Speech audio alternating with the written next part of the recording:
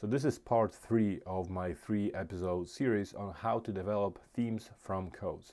So just to remind you, I'm using secondary data, so the data I found online, the data I did not collect myself, and the data that wasn't collected for the purposes of this current hypothetical study. So in this hypothetical study, we're trying to answer the question of what factors may possibly influence job retention among chefs and actors. So what factors contribute to them either deciding to leave the job or staying in the job. And in the first episode, I showed you how to develop the initial detailed codes, followed by the second episode in which I showed you how to organize these codes into what is usually called focus codes, or in any case stage 2 coding. So basically I introduced some basic groupings to understand my data a little bit better, so that in this episode I can start developing themes from these codes. Although I'm using NVivo in this video, this is not an instructional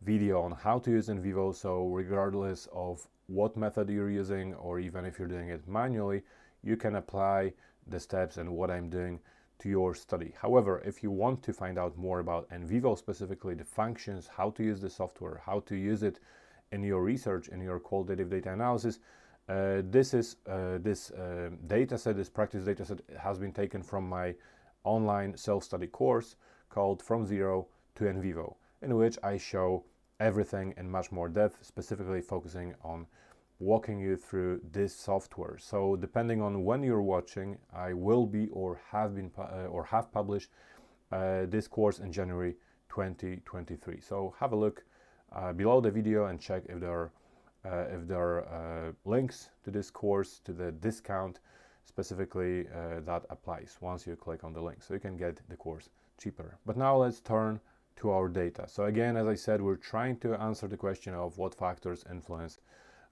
job retention among chefs and actors. I ended the previous episode when I was still working on the good things. So we're here in the focus codes. I was organizing the good things and then organized the bad things a little bit.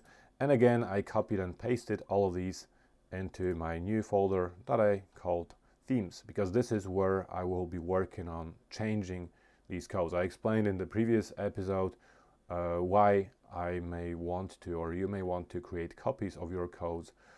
So go ahead and watch that episode if you haven't. But now on to theme development. Also, if you're wondering about developing themes as opposed to, for example, themes emerging, I do have a separate video in which I explain that this is not emerging themes is not the right language, because we develop themes. It's a process that's 100% manual. Even if I'm using software as I am in this video, it's still a manual process.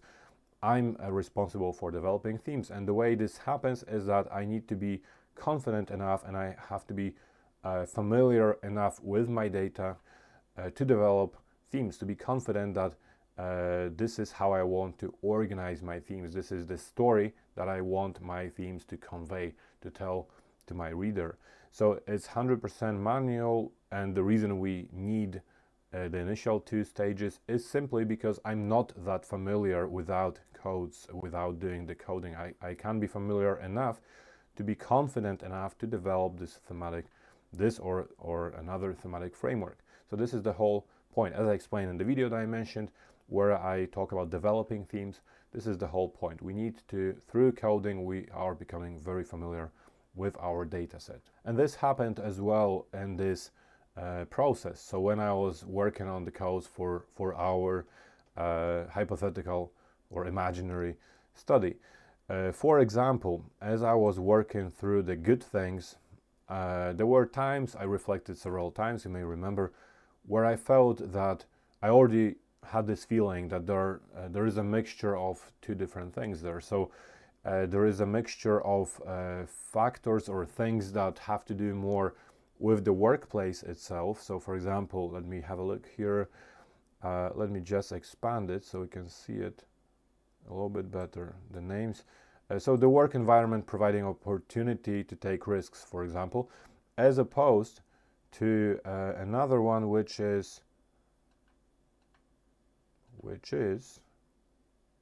it's somewhere their willingness to take risks or something like that. So again, it's two different things. There is willing to learn and develop yourself, for example, and again, there is something that had to do with dynamic work, providing opportunities to learn and try new things. So as you can see, and I've been reflecting on this, there are two different things, to the point where this was happening so often, to the point that I decided that I had a feeling that it may be a good idea to keep them separately. Of course, if I didn't do it, I would probably have another idea. I would still manage to somehow organize this data set. But I had this suspicion quite early in the process. This is another reason why it's good to be detailed in your coding, because if I was just throwing everything into some general categories, such as, for example, training or self-development, I would probably miss this little detail. But because I'm always very detailed in my coding, this is how it happened that I kept them separately. So the ones that had to, for example, with training being provided by the work environment and the person being willing to train. So now it's actually very easy. So the first thing that I think I'll do, firstly, actually, I want to decide on what my main themes are. I also have a separate video in which I reflect on the kind of questions to ask yourself and generally how to develop, what to do in that final stage where you're deciding what your themes will be. So go ahead and watch that video. But here I would say that remember, our questions are about factors influencing job retention. So obviously this will be something more or less related to this, but now we have these good things, we have these bad things. We don't have for example, a research question about factors negatively affecting something or bad things. However, it was my decision, my judgment, that I do want to have this kind of a theme as well, simply because there is a lot of that in my data, so it would be a waste not to use it. So I'm definitely going to keep this, and now I'm definitely going to keep these as well, but obviously I'm not going to just call a theme good things and bad things. This was just at the process, at the stage where I was still coding. I want it to be called something else. So the first idea would be to call it factors influencing job retention, because that's our research question. However, well, firstly, it's not the best research question perhaps, but it's too late now. So it sounds a little bit more like a quantitative study. It's very hard to talk about factors influencing job retention, especially for this, again, data set where this was not the research question. This was not collected with this aim. So this data was not gathered with the aim of answering this question. They were just talking about their jobs, and I was trying to infer some things. So what makes them happy and what are their struggles. So I don't feel that it would be possible to call this factors influencing job retention, because at no point did they even say anything like that. They hardly ever said, well, this would make me leave my job. What they did say, however, is that whether they enjoy their work or not, they don't enjoy their work, and why. So I think, to play it safe, I'll call it factors influencing or positively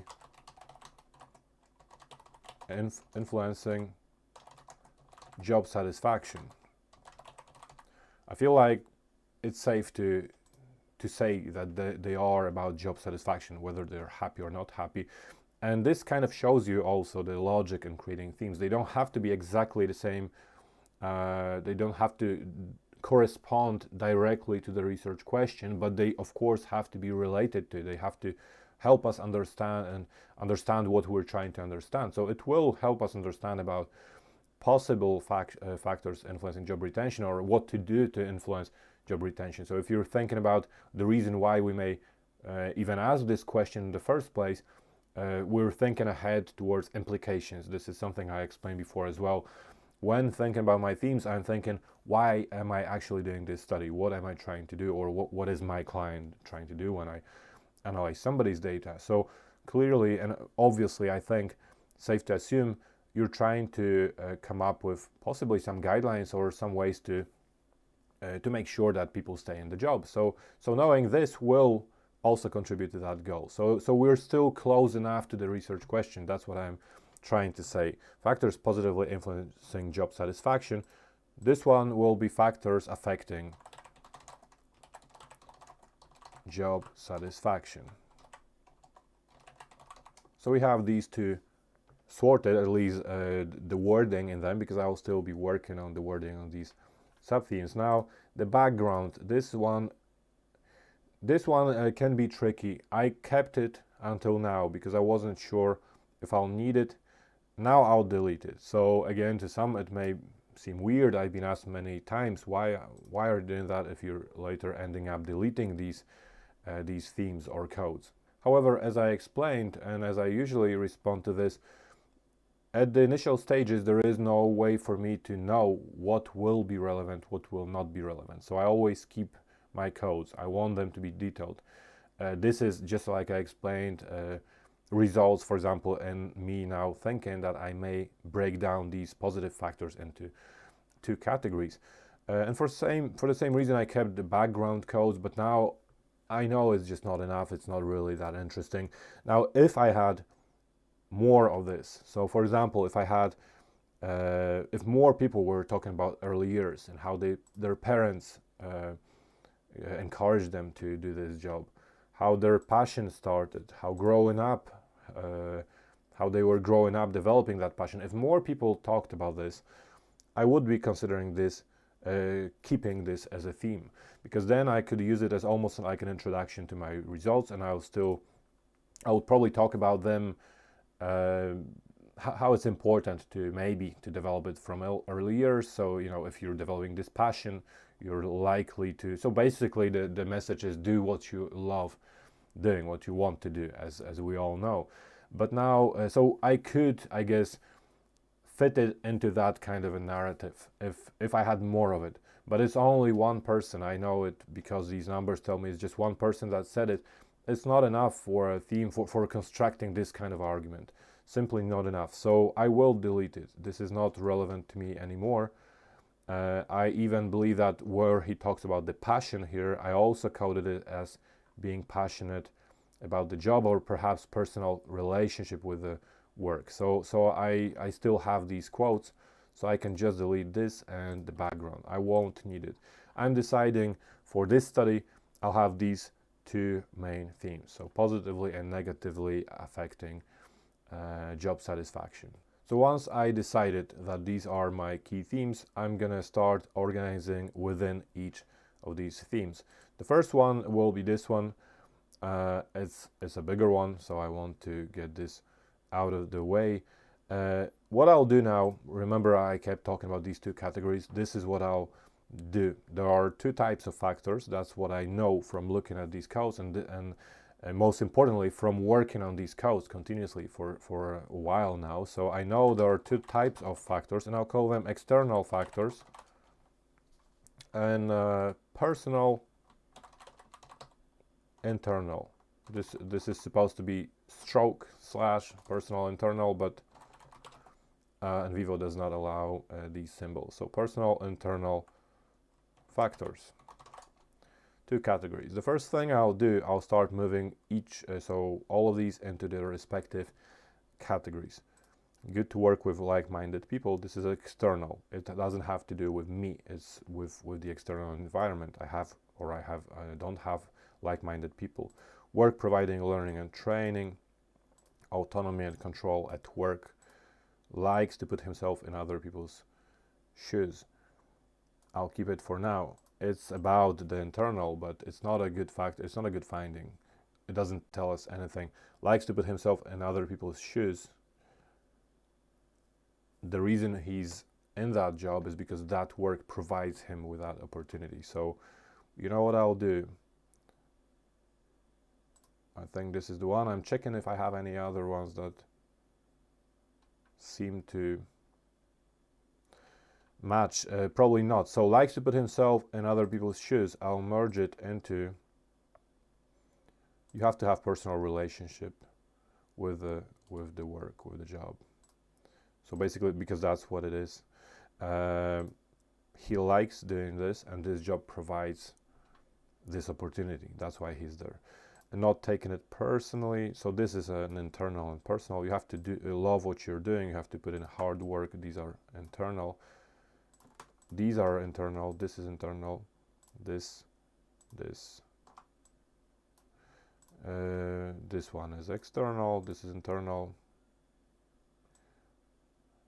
Being able to turn challenges into advantages, it's an internal one. The job needs to appeal to emotions. External, challenging yourself.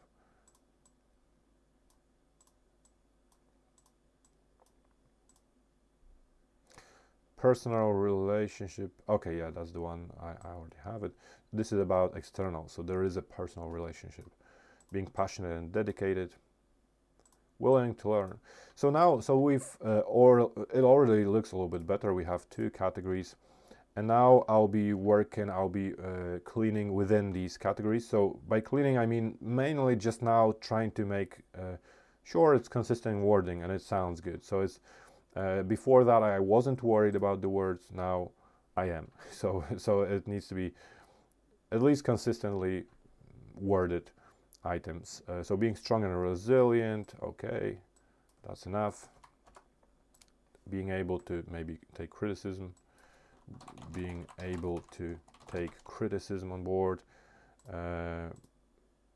appreciating little things, and being an optimist. I'm just making it, I guess, more grammatically correct and just consistent. Being a hard worker. You have to love what you're doing.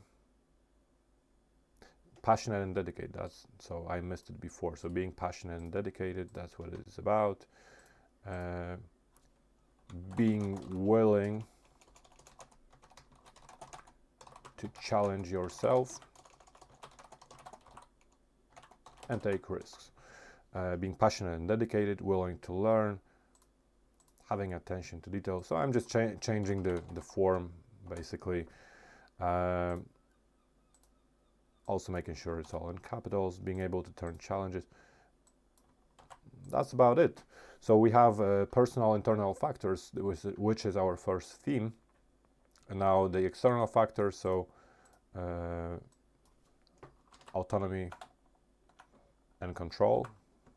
That's how I'll call it. Learning. So I'll just list the things that are there. Like-minded people, an environment where like-minded people, I don't know, work. It's not going to be perfect, but I'm trying not to waste too much time. Providing excitement or exciting environment. Although arguably I could merge it with dynamic work, providing opportunities. So let's keep it for now. Being meaningful, appealing to emotions. If I was to talk about this as results, for example, I can see interesting things there. So for example, the job appealing to emotions, and here it says you have to have personal connection. So you can see how interestingly the external and personal factors seem to overlap. The job providing training opportunities, and then the individual has to be willing to learn and develop. So so I could easily see myself building an interesting narrative and interesting argument there when I talk about the results. So dynamic, I'll just keep these. So you can see these are pretty much done. What I'll do is also an NVivo thing. I'll aggregate coding, which means that I want to see the total number of codes within each category. It says 0 now, I want it to be like here, so I'll do this as well. And finally aggregate for all of them, which means now I can see the total number of codes in this theme and the sub-themes. So basically the number of sub-themes, not codes, because that's what they are. That's what we're developing, themes and sub-themes. So quickly, before we continue, if you're following me on Facebook, you probably know that I introduced this new product called Moon Milk. So basically, we have a family business. We do it and pack it and design it and develop it as a family. Moon Milk is a mix of spices, of extremely healthy spices, because it contains ashwagandha, as the name suggests. You can read about ashwagandha if you don't know what it is, as well as ginger, turmeric, cinnamon, and cumin. I forgot the last one. So all of them are extremely healthy. I mean, it's just unbelievable how healthy they are. Just have a read about all these benefits of each individual spice, and that's how it started, how the idea started. I used to buy ashwagandha. It's known also for, especially for the relaxation and how it helps to sleep, and of course in my work and as a student, I was looking for something that's natural, most importantly, not pills. I don't like to take pills. So that's how it started. Then I read about all these other healthy home remedies basically, but there was no way for me to consume them daily, all of them, how to mix all of them, especially that I do cook a lot, but I don't use these spices in the kind of food that I cook. So I thought it would be nice if there is something that has a mix of all of these things, and that's how it developed. So it is a mixture of all these things, like I said, extremely healthy, not just for relaxation and good sleep, although this is the key benefit, but just a crazy amount of other benefits. So the way you prepare it is just quickly whisk it, just mix it and heat up with milk, ideally. Takes 2 minutes. Ideally consume it regularly and you'll see the effects. At the moment it's just available in the UK through Amazon, but have a look under the video. Once I introduce other ways to sell it, I will be adding links there. So have a look and decide for yourself. Let's get back to our video. So now we only have one more theme to sort out, and it's about factors affecting job satisfaction. I'm gonna aggregate coding again, so just to add these numbers. And this one is straightforward. There is not that much, like I said, it's kind of almost a byproduct. This was not the main focus, but it's still relevant nevertheless. So boring work leading to burnout, there's hardly anything to change here. Meaningless and not engaging work, lack of confidence or self-confidence, the work being stale, the work being stale and not changing. So mainly the wording that I'm changing now.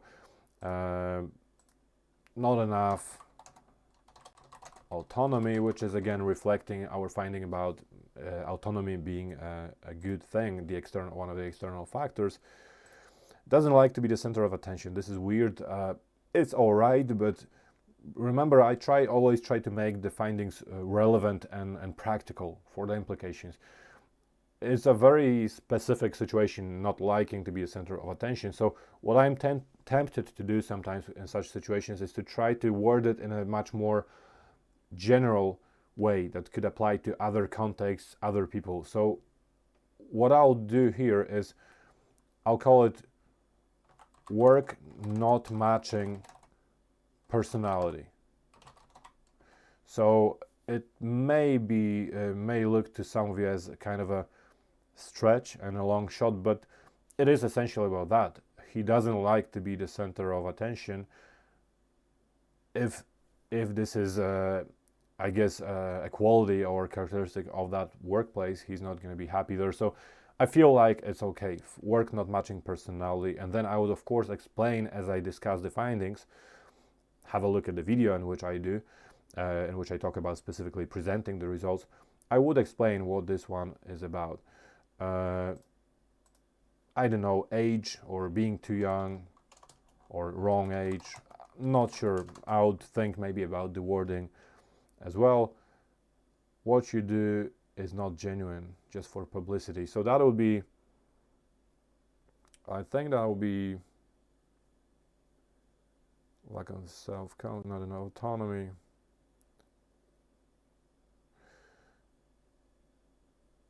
I'll merge it with meaningless and not engaging work. So because again, it's not about, well, it's basically about the lack of this personal connection. Remember, we had one of the external factors was about this connection, relationship with the work. Here it's just, if you're just doing it for publicity, you're not really genuine, you're not passionate, means that it's meaningless and not engaging work. So I think so. Although now, having thought about that, perhaps it's about more like personal characteristic. So that leads us to another question. Do I need to also break it down into external and personal? I may not. There is not enough. I feel that it's okay this way, but if I decide to keep the one that I just merged. Maybe there'll be like 2 or 3 in each category. And I do like some consistency. It looks nice if you have 2 themes and then in each you have external, personal. Perhaps I'd do that as well. I don't want to take too much time in this video, but it's up to me completely and up to you what you do in your findings. But we do have this kind of a thematic framework now. I think it's pretty good. I hope you enjoyed this video and this series. Please like it, share it, comment if you learned something new, and let me know what else you would like to learn and what else I can explain. And most importantly, do you want me to keep recording this kind of videos where I'm basically coding and showing you how I do things?